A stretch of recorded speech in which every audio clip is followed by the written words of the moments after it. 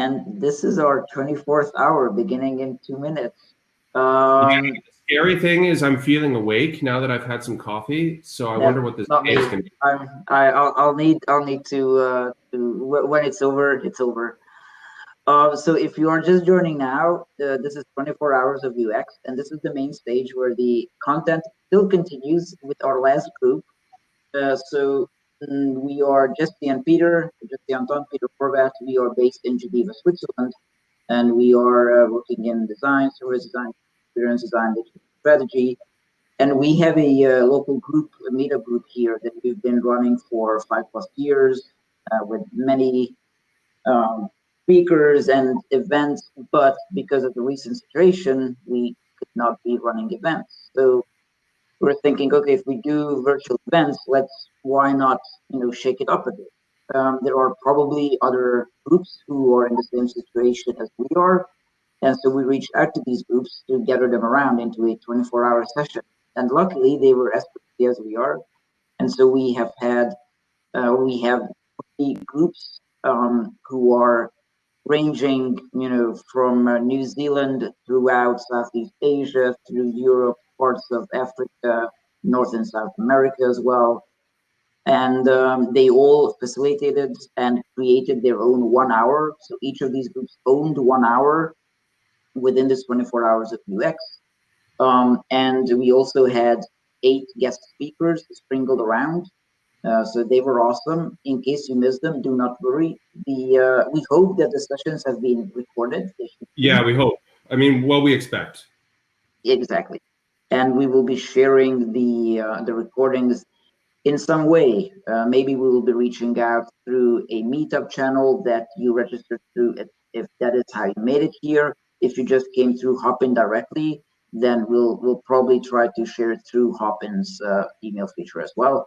So keep a lookout for those. Or if you follow us on LinkedIn, or if you follow 24 Hours of UX on LinkedIn or on Twitter, then we will be copy pasting the links to the videos as well in probably a few days. And what else do we have? The reason that we can have this whole event is because of all the groups that we just mentioned and our sponsors as well. They are the ones who are keeping it free for you to participate. They're Adobe XD and UXtesting.io. So they were helpful not only in providing financial means, but also connecting us with the community, either in terms of spreading the word or connecting us with other groups or other individuals that we can have at the event. I think that's it. We have 7,000 registrations, and this is then the final hour. Yeah, I'd just like to, I mean, we're going to jump over to Seoul, South Korea right now, which is going to be a lot of fun. So we've gone full circle. We started out in Munich, then moved to New Zealand, then back to Europe, and we're now coming up on. I just wanted to give a shout out to it.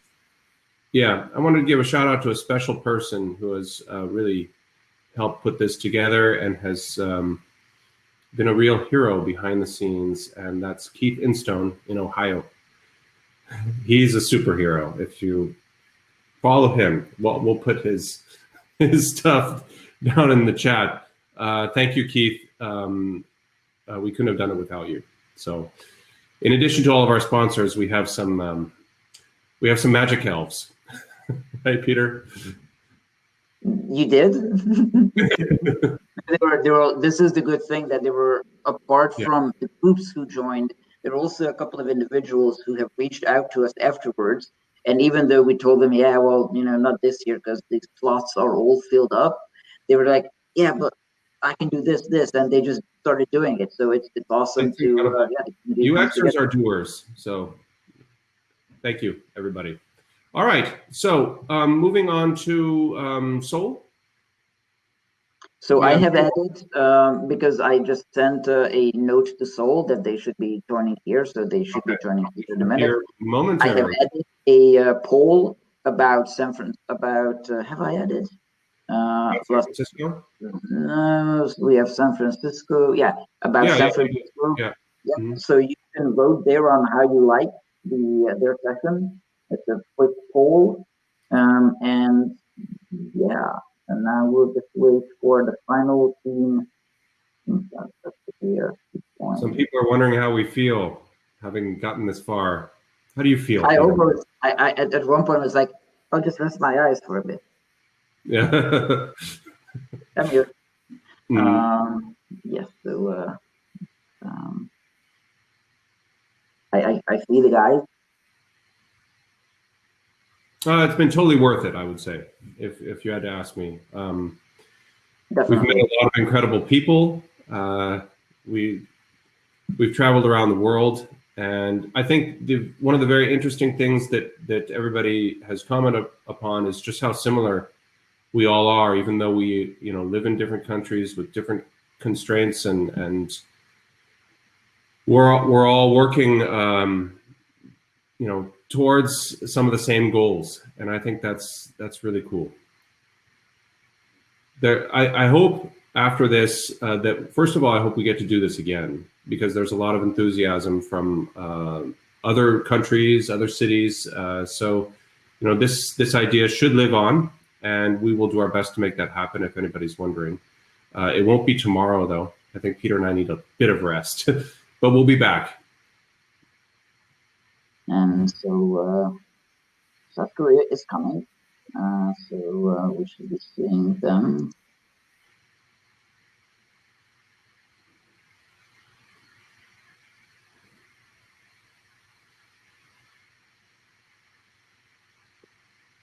I'll quickly run to their session. Maybe they're there. Want to send them the link? I did already. Okay.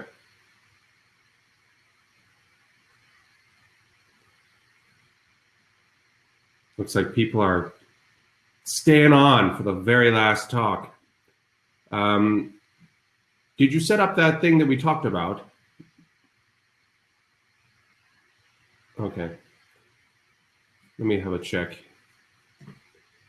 We are thinking about, Peter, are you back? Okay, he'll be back in a moment.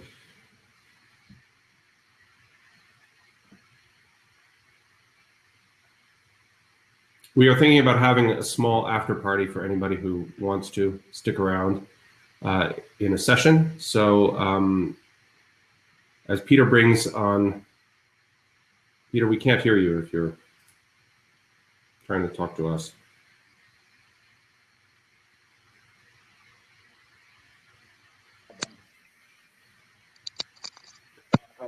Were you trying to talk South to Korea because they are in the session. So is the question is the pajama party happening, Peter? Maybe you can send that in the chat. Or somebody can go over the sessions. If I leave here, then I'm out. So somebody check the sessions and see whether there's an after party over there. And let me know in the chat.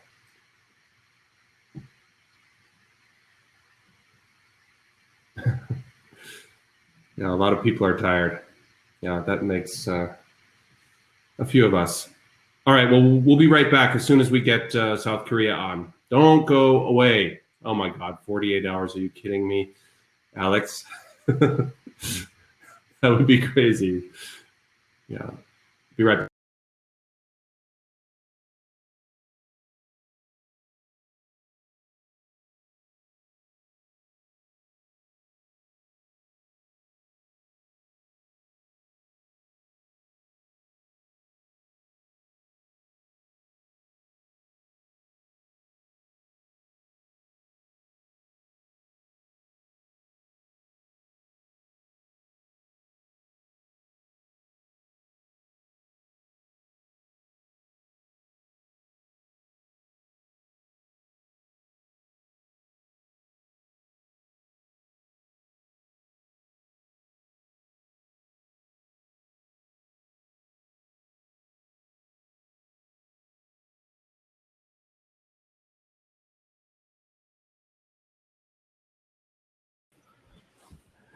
Hey, Is it working?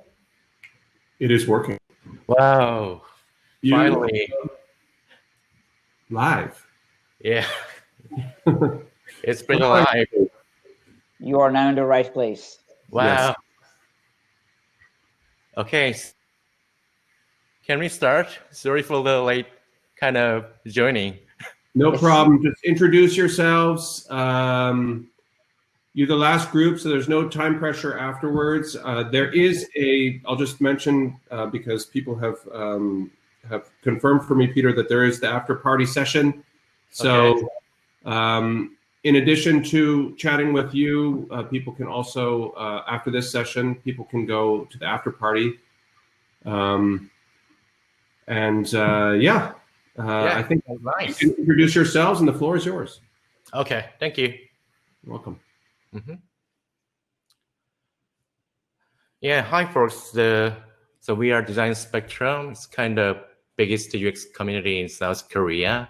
Today we have 3 speakers. So first speaker is Christine Kim. She's gonna tell you about the UX research, things like that. And the second is David Lee. Yeah, he's gonna share you guys about UX prototyping via Prototype. And I'm gonna tell you guys about the UX community itself and how to start it and how to improve it, things like that. So please enjoy your time and our presentation. So let's come up with Christine Kim first. 이거 해드릴게요.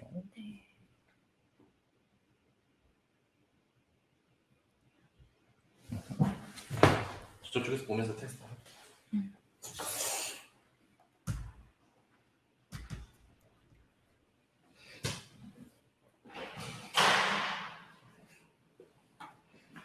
Well, thank you, Jihong. Hi, I'm Christine, and I'm working as a UX researcher in IT startup industry in Korea. And today, I'd like to talk how to work well as a UX researcher or conduct UX research at the perfect time for IT startup company based on my experience.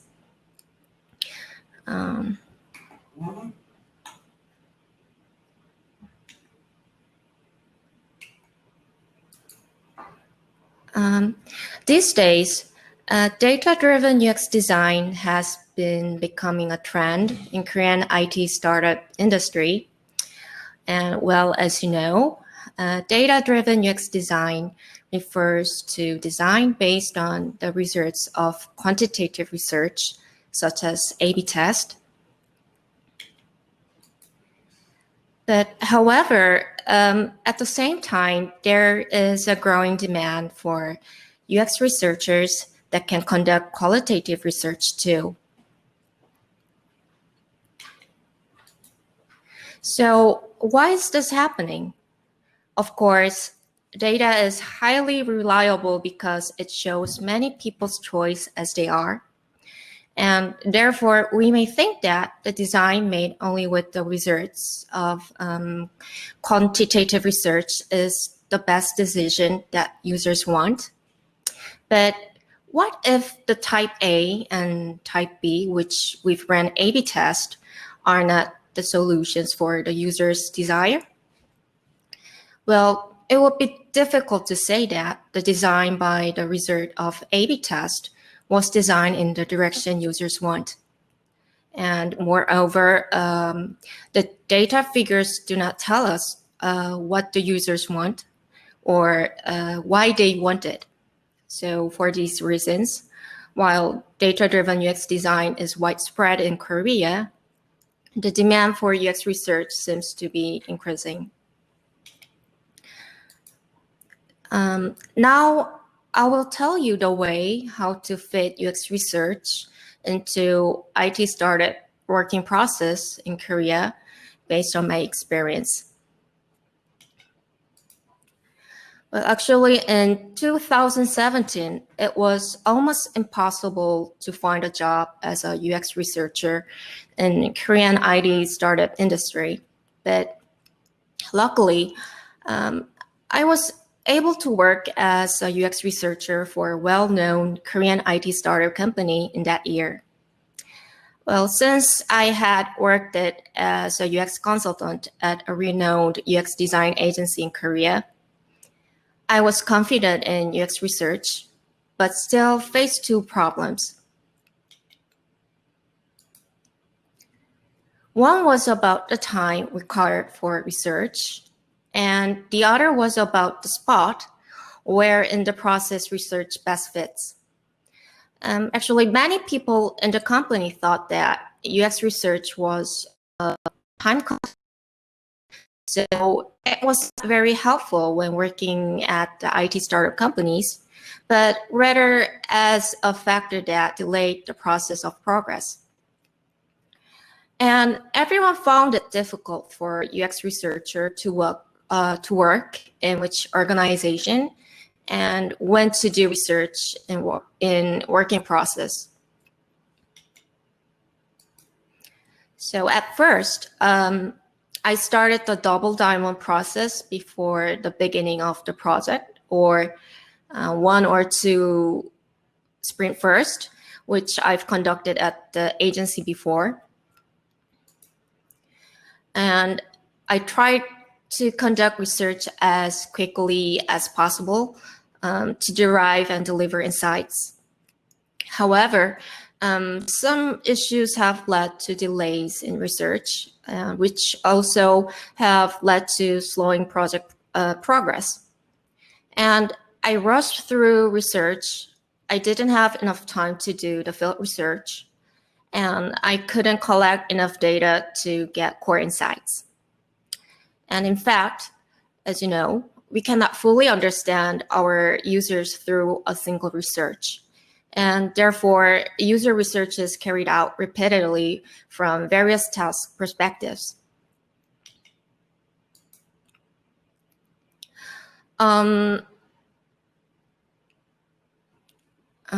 Sorry. So, well, including the whole UX design or research process within the project was like a waterfall process in the small fountain. And sometimes helpful insights were delivered to both developers and designers, but they did not always create great synergy for all. And I had no choice but to work in a series of tensions because worrying that UX research would become a hurdle to the process. So I decided to conduct the UX research separately from the project. About a month before the project began, I conducted research that seemed necessary. Although it was able to provide insight to help with planning, it was not possible to verify that it was designed in the form desired by the users in the process of visualizing into the product idea. And prior research is difficult to derive insights that are closely related to current projects because users participate in the research based on existing experience without prototypes. And well, actually the process of confirming the user's behavior and attitude through the prototype was omitted. So after developing and launching the product, I had to look into the data figures, or if the cost was still unknown, I had to modify through usability test and redevelop it. So finally, I came to this conclusion that conducting 2 types of UX research parallelly with the projects is the best way. UX research should be able to provide 2 types of insights for IT startup companies that runs projects in a lean and agile manner. One is the fundamental insight into the user experience, and the other is the insight that can guide to the desirability and usability of the product. The former case is an insight that can be obtained through research such as in-depth interview or field research.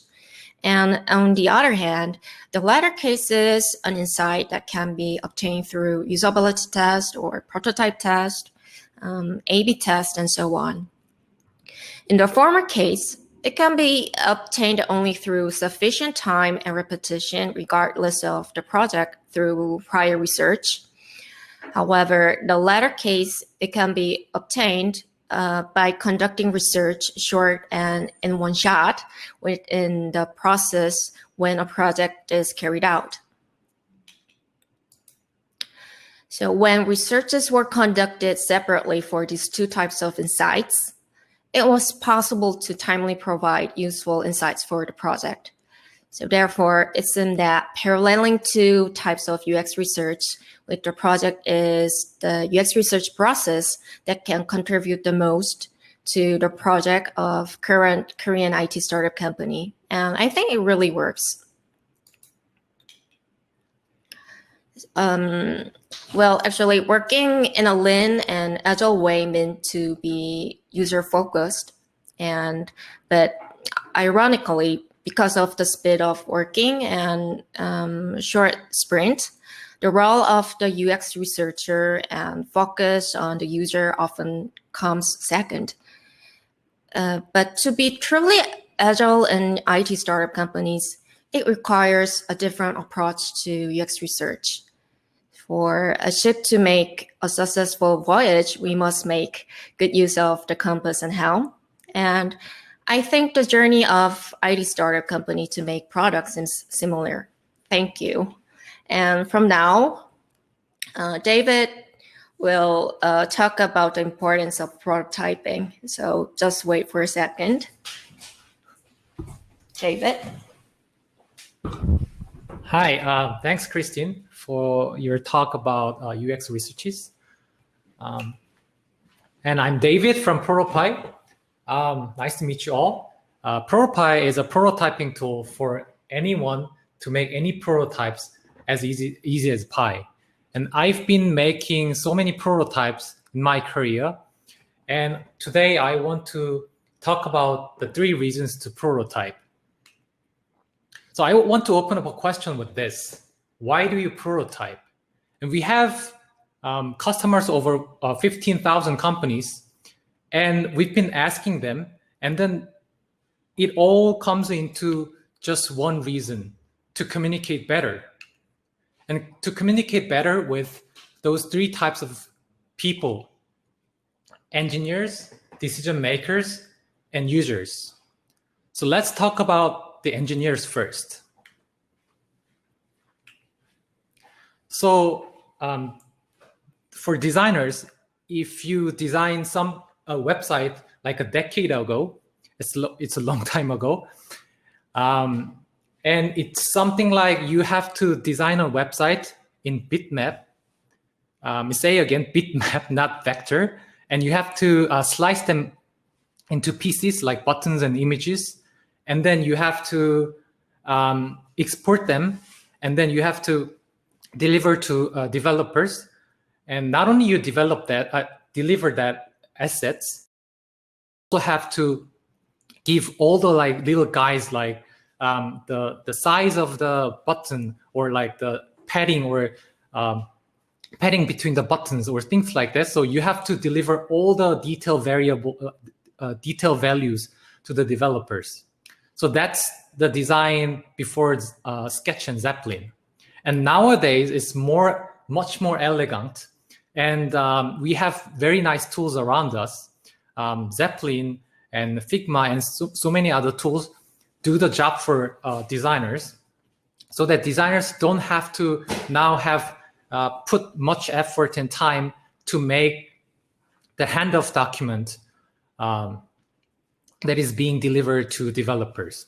So they design in Sketch, Figma, and Adobe XD, and then those tools do their jobs for the designers. So that engineers just can get the style code, or like the size of the buttons, distance between them, and they are all there. And another deliverables that designers deliver to engineers are prototypes. And prototypes are an easy way to communicate how the app works. So the viewer can see and experience in their hands, and they understand how it works right away. Especially for engineers, they can see the hidden 29 frames between the scenes, and they understand the little details about it. But what about the motion? Like in terms of motion development, engineers like have to see this prototype, and then they have to speculate how the color changes, like when or duration of it, things like that. So, and as you know, like companies like Google, Airbnb, Uber, and you name it, so many companies, they want to deliver the best experience to the users. And the motion and transition is a big part of the development. And they are now currently like have a long list of the values that the engineers have to have for the motion development, like the easing values, like position changes, things like that. So it's in terms of the motion development, it's something like it's still the era before Sketch or Zeppelin. So in ProPy, we've been interviewing many designers and engineers and how they collaborate. And then we came up with this feature that we call interaction recipes.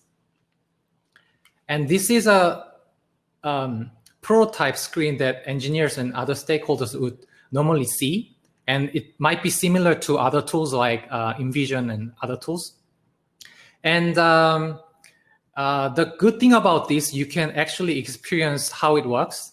But the bad part is the engineers have to like figure out which one is moving, which one is tappable, which one is draggable, right? So they have to figure out.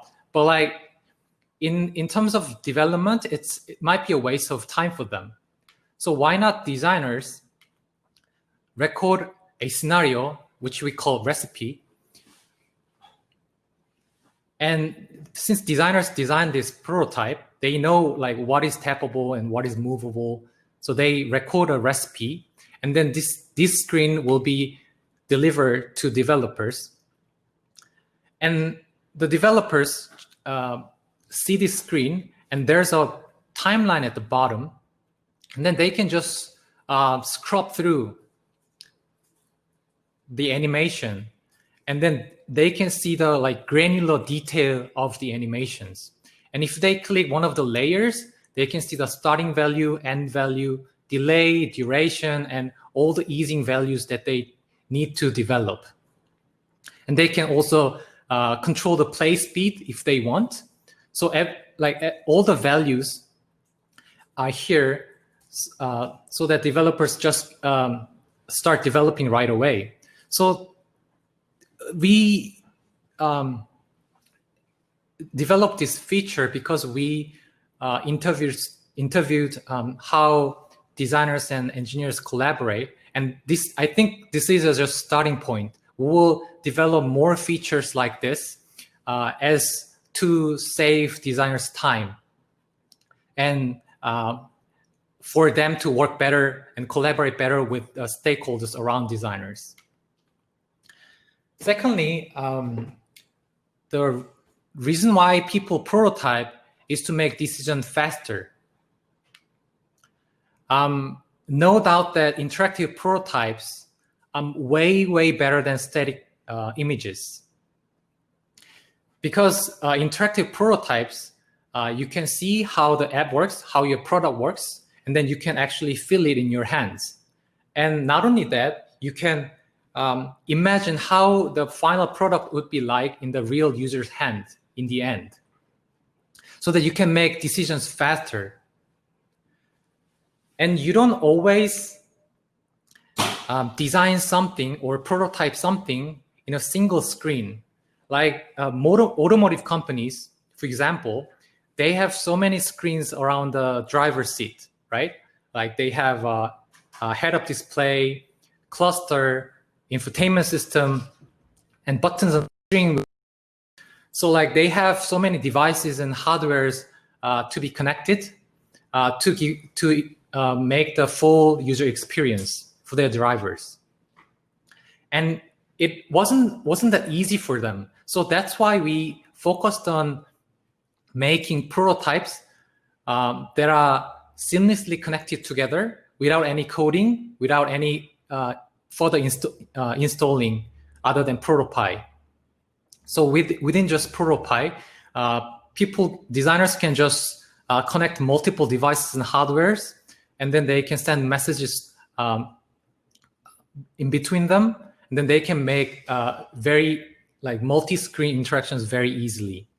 And this is one of the prototypes that I made.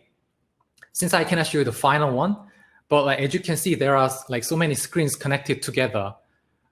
And the company we worked with, they said that they saved so much time, 3-4 months of development time. And they just did it in 2 days, because of the prototyping. Otherwise, they would have spent 3-4 months to just develop the proof of concept for their whole new interface. So prototyping really saved them the time and energy. And people now don't always have to use the real steering wheel that they have in their company. They can just buy the product from the market, like the Logitech steering wheel in this case. So they can buy the existing product gamepads, for example, Xbox gamepads or PlayStation, and then you can just connect it to ProtoPie, and then you can send signals between. So as you can see, that's the ProtoPie file running on the computer, and then that's showing the values right away as you are moving the steering wheel or pedals. So we are keeping in mind that there are other industries that are using not only the mobile product with single screen, but having multiple devices to give the full user experience. And last but not least, the reason why people prototype is to discover problems and validate ideas with users. I can tell you an interesting story that I experienced. So if you are using a music app like Spotify, Apple Music, Deezer, and you name it, and they all look different, but at least for the list of songs, it behaves the same. You have the list of songs in that app, and then you tap the song you want, and it plays right away, right? It's just simple one step to listen to a song.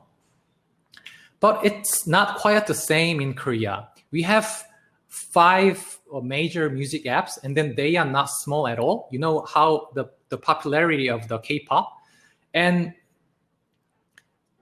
to listen to a song, you have to select the song first. So the default behavior is to select the song. So you have to select multiple songs or one song, and then you have to hit the play button at the bottom menu. So that's 2-step. That's not a bad. That's not a good UX. So we try to make that right. We thought it wasn't an intuitive UX, also not a good UX because it's already 2-step to listen to a song. And then we made 2 concept prototypes. So that's both of them have hybrid apps. So meaning that if you see this screen, you can select one of the songs and to play it right away. But for the users who are used to the current behavior of the app, for them they have checkbox next to the button, next to the songs, so that they can select some of the songs and then hit play. So we respect the current behavior. At the same time, we want to change the UX in a better way.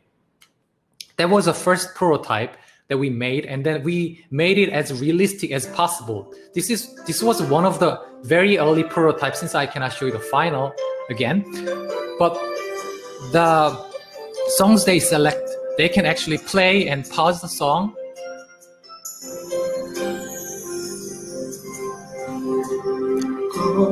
Let me volume down.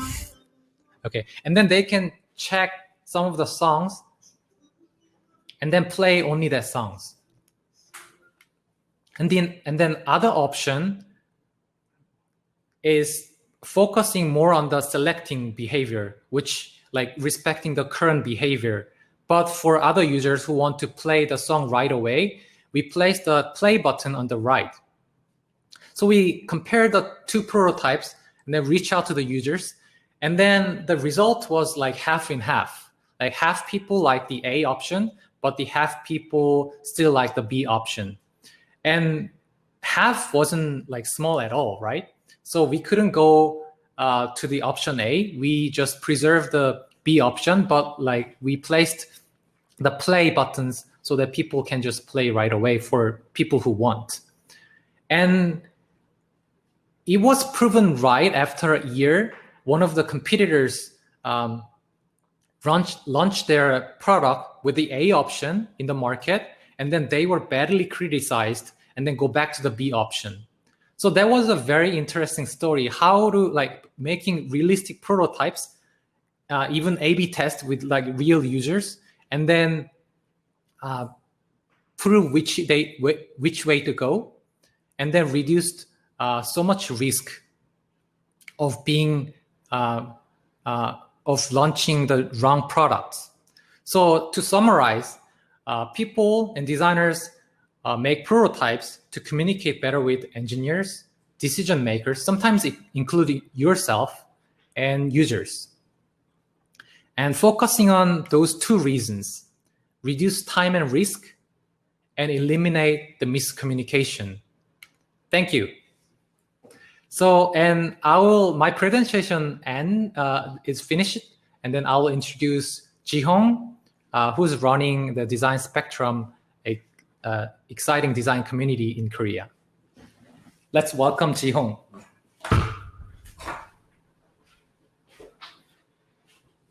Yeah, thanks, David. And David, I have to tell you this, there's a bunch of questions for you in chat room. Okay. So please check that out and prepare to answer. Okay. Okay. Okay.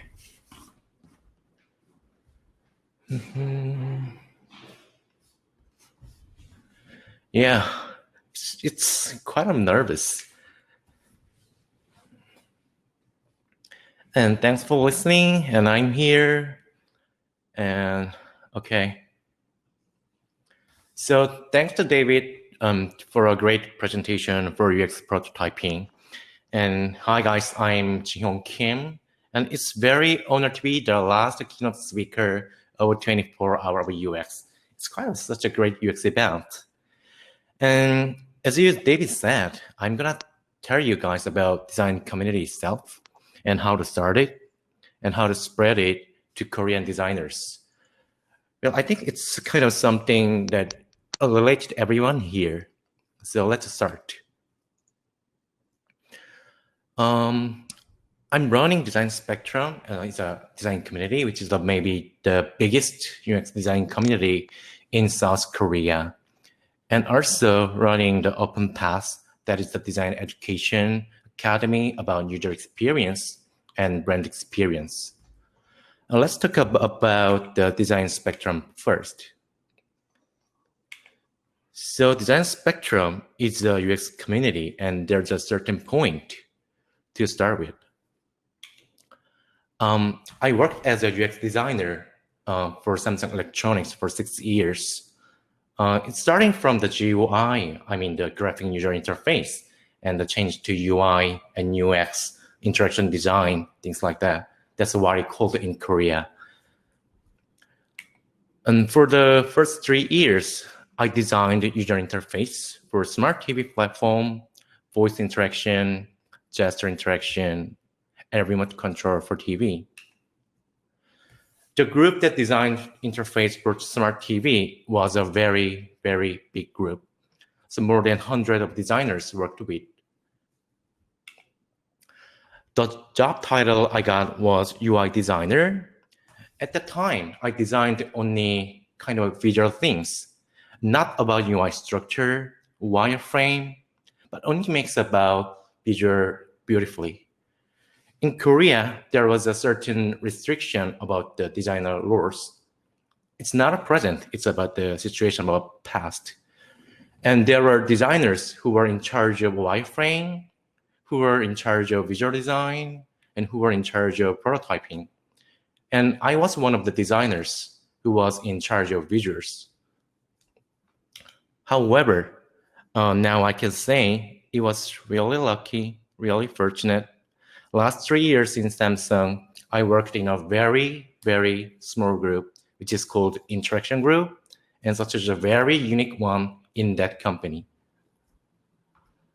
That group consists of just 6 developers and 2 designers only. So all 8 people is very, very small group in there. In that group, I was not named as UI designer. They call me a product designer. So it was not the name, only changed, but I started to work not only visual design, but to think about the structure, wireframe, visual design, and prototyping, even the business and marketing, things like that. It was a moment to participate the whole product, not about just a piece of visual thing, but think about all the product, how to start and how to end. And not only the visuals, but the entire process. That's kind of very sudden experience for me. And now I can say it was really, really the best experience I ever had in Samsung Electronics. And things, David mentioned already about my sketch and prototype, things like that. But super fortunate, there were chances to work with designers who were from Silicon Valley and Amsterdam. And they told me about the sketch. So at the time, I noticed that there was a very fancy tool, which is named Sketch, and now one of the most famous UI tool in the world. Before knowing Sketch, the first 3 years in Samsung, I was using Photoshop to draw the visual design and layouts, and PowerPoint to deliver red lines, and use After Effects to make motion graphics and to do prototyping. After learning Sketch, as you guys already doing this, I was using Sketch to design wireframe and visuals, and Zeppelin to deliver the red lines, and InVision and Prototype for the drawing UX flow and do interaction and prototyping. As you can imagine, it was kind of very, very whole new experience for me. So I can do design more efficiently and communicate easily and faster with my teammates and companions. And besides, the more important thing is that I can save my time to consider more important things like problem solving, to research about the user more deeper, and avoiding from inefficient things to making design assets again and again to make twice, third, 4 times. So I can just have freedom from it. And following my good experience and those feelings, I wanted to share these feelings to Korean designers. But you know what? There's just no channel to talk with offline and online both. Just no channels. So what I do next is that I just believe the sketch could give positive power to Korean designers. So I sent an email to the sketch team, the name the Bohemian Coding. So I sent an email to them to make sketch community in Korea, and they just confirmed. They said like, why not? And now the sketch community in Korea is the second biggest sketch group in the world. Every designers in Korea love sketch, I guess. And as you know, there are a bunch of tools that improve the designer's workflow. Not only Sketch, Joplin, InVision, Paint, Principle, Prototype, and Framer, things like that. Because those days in Korea, there were small communities made by what tools they used. And community organizers gathered together and discussed and made a decision that let's do it together. There's no reason to do it separately.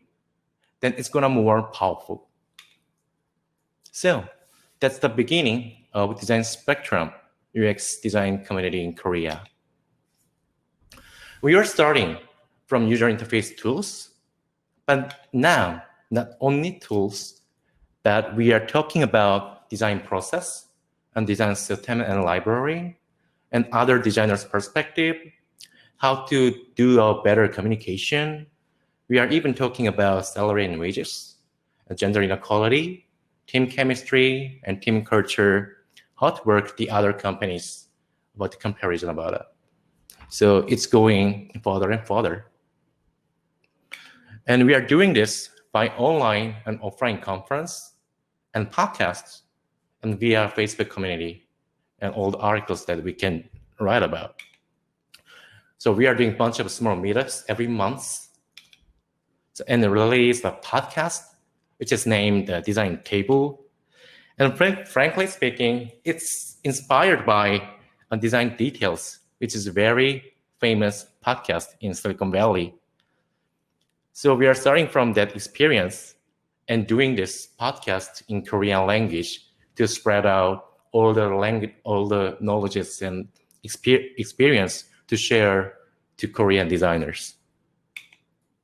And we are publishing many articles and contents through the Facebook community. So basically, we are running community as a startup way.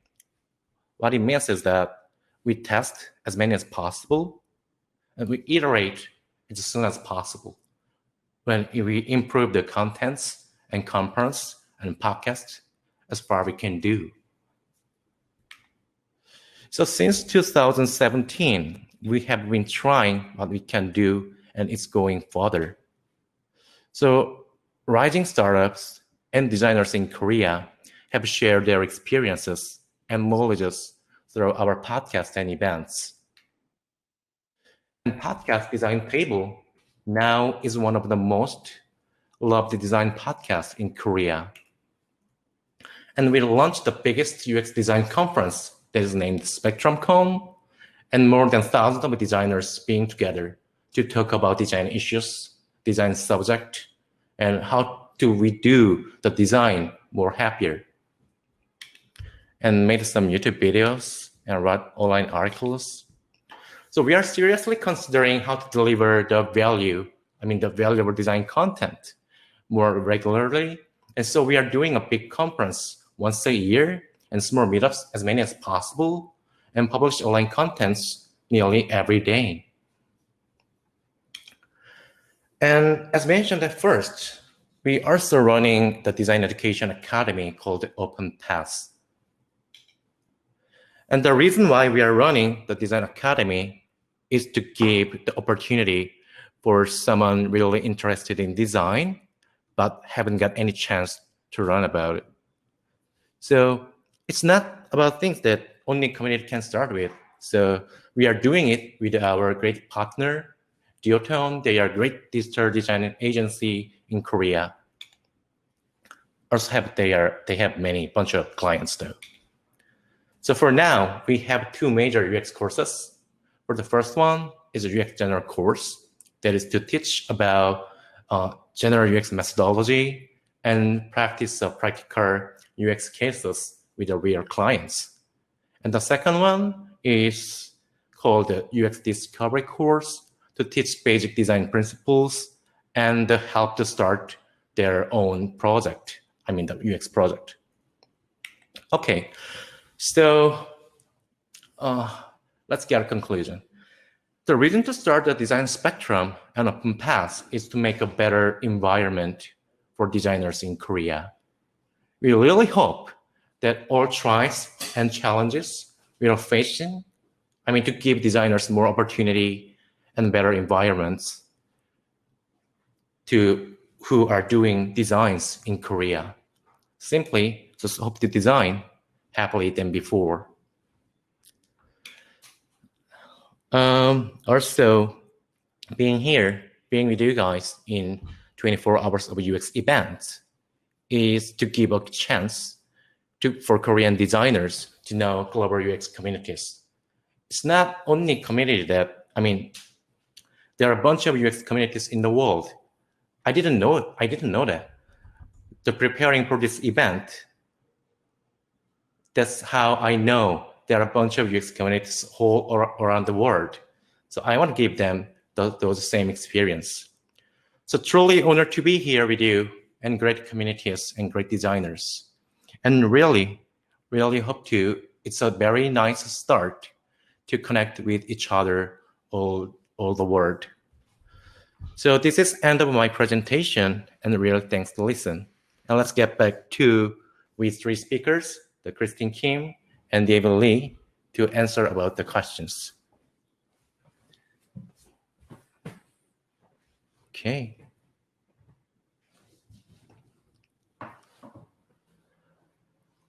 Yeah, it's already in here, Korea 150. Let's do. Did you guys check some questions? There were too many. Okay, yeah, I know that there are too many, but is there any specific question that answer of it? So I just checked the question that the UI tool is better, like Sketch, Figma, and Prototype, things like that. Right. I saw that. It depends. It depends your company. Like some companies doesn't allow to use Figma because of the product security reason. Some like big tech companies in the States, I know like it takes an hour to the procurement process for them to use the Figma. And for Sketch, like in Korea, like I think Figma community is growing very fast. Yeah. But still, I don't know the exact number, but Sketch is more popular still. But like if Figma is growing fast because like as you know, like they can communicate, collaborate in real time, and it's something you cannot never experience in other tools. And then if you experience it, it's why am I like advocating for a Figma? But but like it's really good tool. And in Prototype we use Figma to make our product, and like the real-time collaboration feature is really save us time to collaborate. So that's aligned with why we make our tool. So that's why we use Figma in Prototype. But like Sketch and Adobe XD, also we sometimes use that for specific reasons, and they are really good tools as well. And I just saw the question about the startup culture in Korea. Mm-hmm. Is there any opinion to talk about startup culture? Startup culture. Yeah, so fast, so rapid. Yeah. And many workaholics. And try to work as a Spotify cultures. And well, they want to work as a agile manner these days, and there are many community to learn how to work agile manners, and yeah, and we have about I think around like 10 unicorns, I think, around. Yeah. And it there are many potential unicorns in Korea, and then they are growing very fast. And the most of the unicorns so far they are focusing on the local market in Korea, but I see some of the companies like us and others, they are targeting global markets to be a unicorn and in Korea, also in worldwide. And actually, Peter and Dash, we had enough time to talk about in Korea design scenes about it, and I think you guys are pretty tired too. For 24 hours. Always Yeah. for 24 It's been So hours. please let's show then. Let's Indeed, it's been a while. Thank you very much. You guys are okay? Thank you very much, Seoul. I'm still here. Jess is still here as well. Yeah, I'm still here. So thank you very much. What we propose now is so the 24 hours of UX is over. So now there are Wow. Hey. so You did there are two things that that we can do, or that the attendees can do now. Either go over to talk with the Seoul people, with the Seoul group, go to the sessions, and then there scroll down to the bottom, and you will see there Seoul, South Korea, and you can join in the session. So Ji-Hong, you guys can go back there where you initially were, and there you will be able to add people into the chat so that others can participate in the discussion more in like a Zoomish manner. So feel free to do that. And the other option, because there is no more content here on the main stage, we created an after party session. So all those who, if anyone's stuck with us for 24 hours, I don't know if anyone was that crazy. We weren't. Then you can join us on, so go to sessions and scroll all the way down, and at the very bottom you will see after party.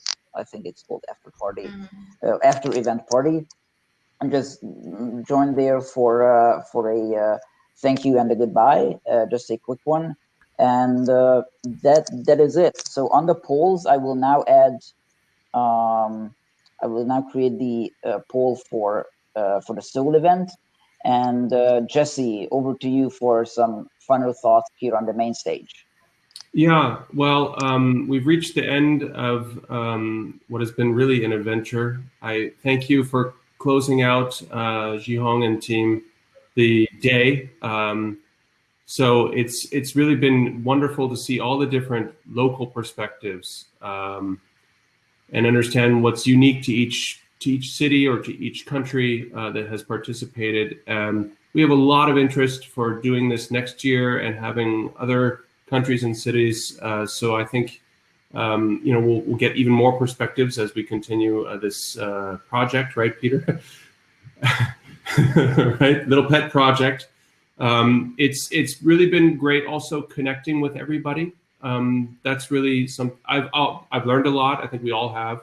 But the connections are good and strong. Let's keep that up through LinkedIn, and follow one another and keep sharing there over the next months.